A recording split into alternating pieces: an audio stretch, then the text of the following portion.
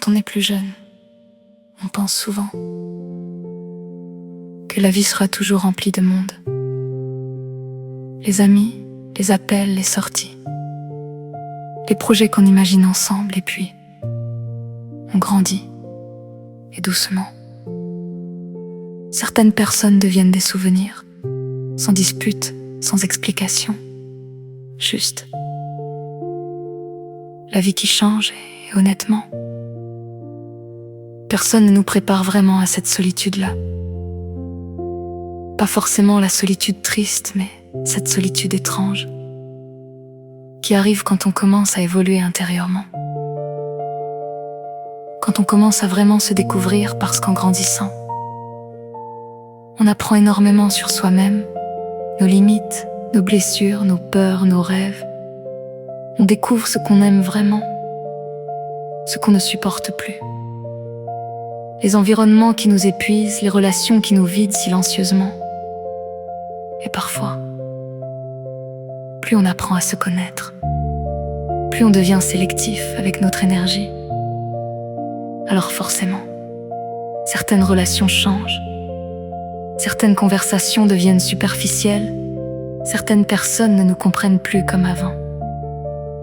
Et ça peut faire mal parfois.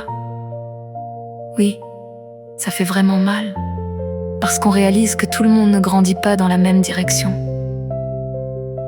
Je pense qu'il existe deux types de solitude.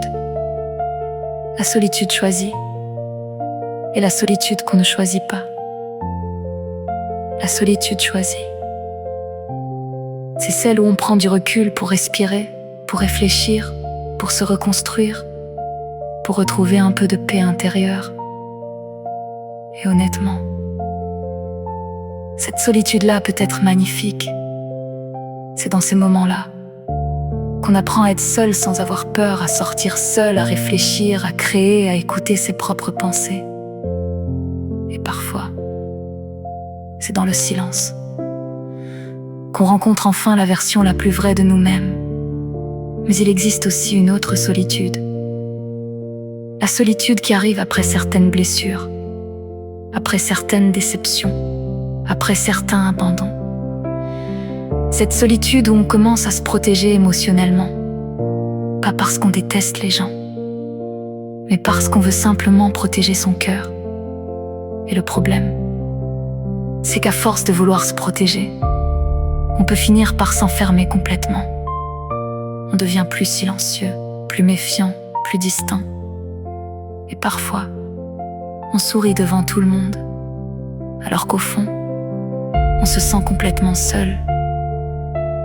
Je pense que beaucoup de personnes vivent ça aujourd'hui, surtout dans une génération où tout semble connecté, mais où énormément de gens se sentent incompris intérieurement.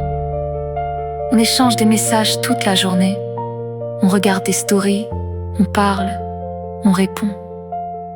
Mais les vraies connexions deviennent rares. Les conversations sincères deviennent rares. Et honnêtement, je crois que beaucoup de personnes ne veulent pas forcément plus d'attention.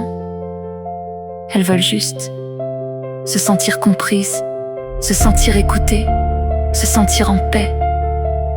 Parce que parfois, le plus fatigant dans la vie, ce n'est pas le travail, ce n'est pas les études, ce n'est même pas les responsabilités. Le plus fatigant, c'est de faire semblant d'aller bien tous les jours. Alors en grandissant, on commence à aimer les choses simples. Le calme, la paix mentale, les endroits silencieux, les personnes vraies. On comprend que protéger son énergie, ce n'est pas être froid, c'est juste apprendre à respecter sa santé mentale.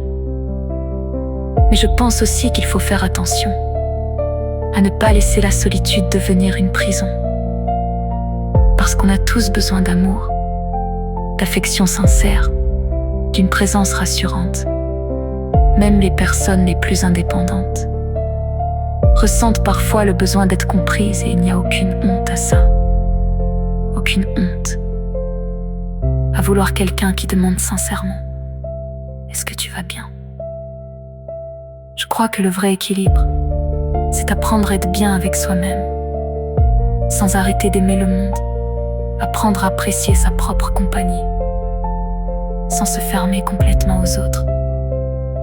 Et honnêtement, c'est peut-être ça, grandir. Comprendre qu'on ne pourra jamais être aimé par tout le monde. Comprendre que certaines personnes partiront.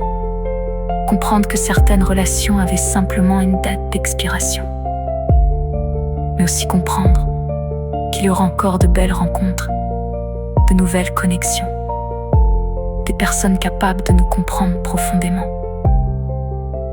Alors si tu écoutes ceci aujourd'hui, j'espère que tu n'oublieras jamais une chose. Le fait de te sentir seul parfois ne veut pas dire que tu es vide. Peut-être que tu es simplement en train de devenir une nouvelle version de toi-même. Une version plus calme, plus lucide, plus consciente.